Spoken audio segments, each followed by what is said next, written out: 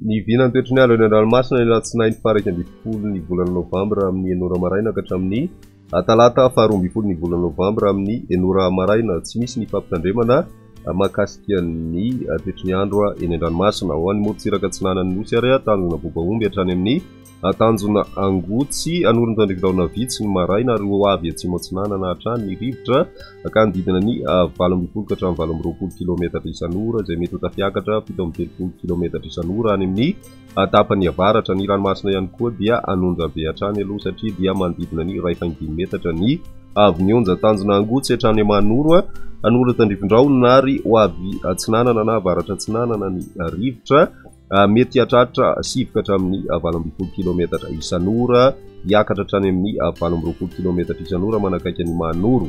Dimy mpanonja na anonja be ny ranomasina ny avy onja dia manodidina ny 1 ka hatramin'ny 2.5 metatra.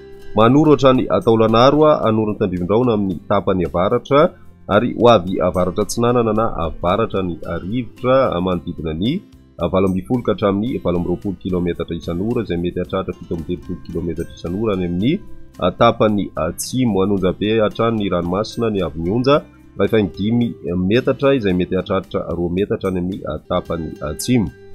Taolanaro hatrany amin'ny tanjona vohimena ho maina ny andro amin'ny ankapobeny ary ho avy avaratra somary avaratra atsinanana ny rivotra manakaiky ny taolanaro ka ho 20 ka hatramin'ny 17 kilometatra isan'ora. Ho avy atsimo kosa ny any ankafa ka ho 20 ka hatramin'ny 20 kilometatra isan'ora.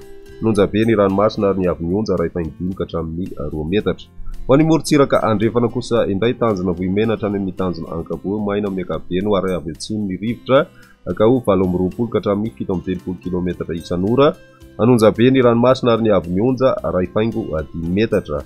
Tanjona ankaboa hatrany amin'ny tanjona vilanandro andraona amin'ny tsitoko ary ho avy atsimo ny rivotra ka ho 7 ka hatramin'ny 20 kilometatra isan'ora amin'ny maraina hatratra 20 kilometatra isan'ora kosa ny alina.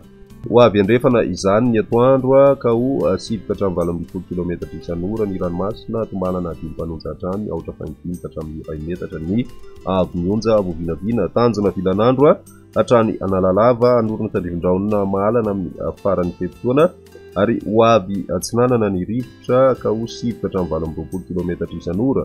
Ho avy andrefana kosa nefa izany ny atoandro ka ho 20 ka hatramin'ny 20 kilometatra isan'ora ho tonona dimy mpanonja hatrany ny ranomasina. Ny avy onja dia tombanana nodidina ny aotra 2 ka hatramin'ny aotra 4 metatra.